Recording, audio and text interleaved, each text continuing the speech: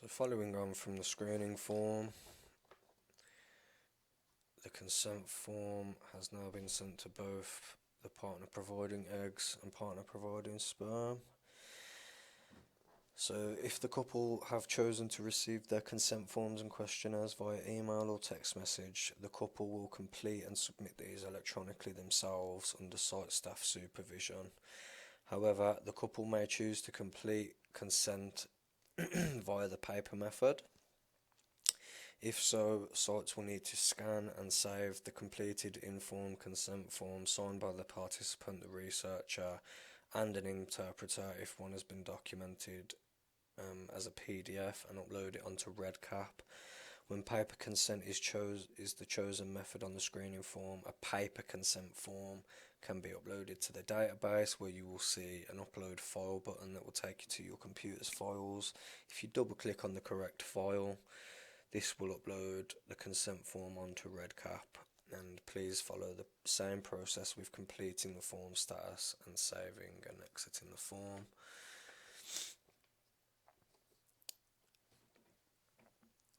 So yeah, as you can see, example, this is the PPE. The consent form has just been sent to her. She has clicked on the link and has been directed to the PIS and the consent form, where they will need to read through all the statements on each screen carefully. There is a very important piece on this, near the end of this form. So the participants will have to read through all of these pages.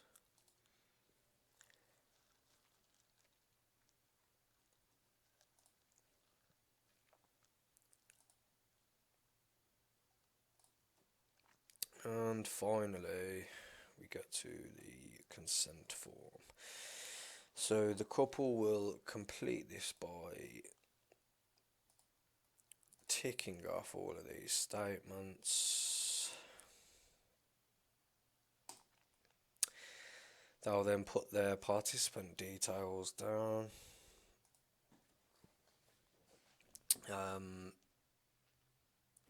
So I'll just use some dummy data at the moment.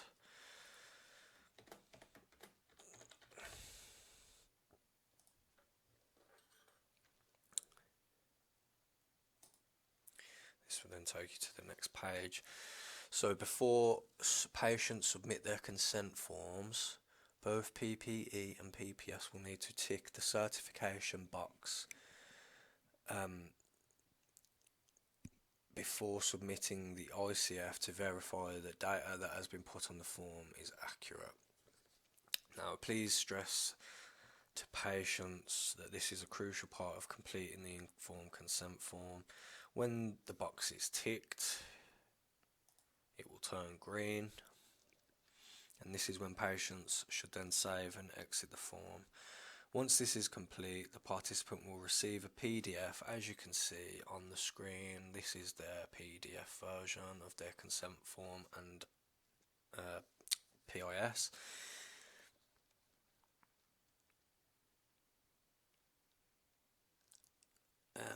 Or if text message was the preferred contact method, then this will be sent to via text message. So this will also be visible on the record status dashboard, which will be identified by the tick inside the green bubble under the PPE consent form, which is this one that I've just completed, which will then generate a clear bubble for the researcher attestation form. And you will need to do this for both consent forms to carry on to the next stage. So we'll submit that.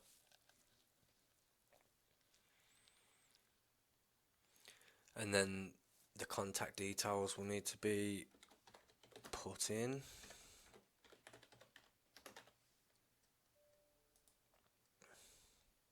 So that will be my PDF version of the consent form and the researcher attestation form.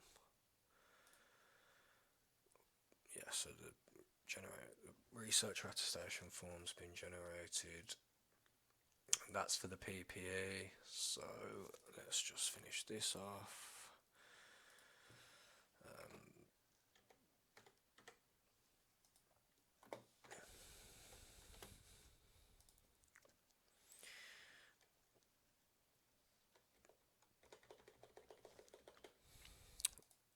I'm just putting dummy data.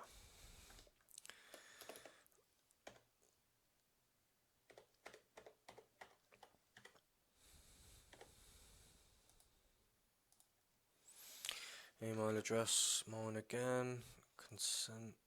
Contact preference, email, submit. This will then take you to your baseline questionnaires.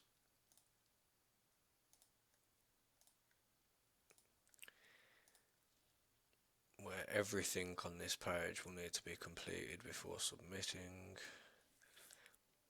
And please stress that questionnaire completed is always dated. That's it for the consent forms and the questionnaires.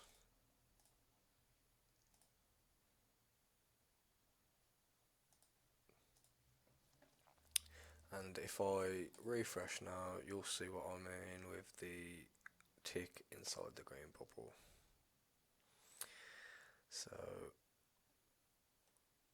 once I do that for the PPE's consent form and I generate this form here, I will explain the rest in the next video.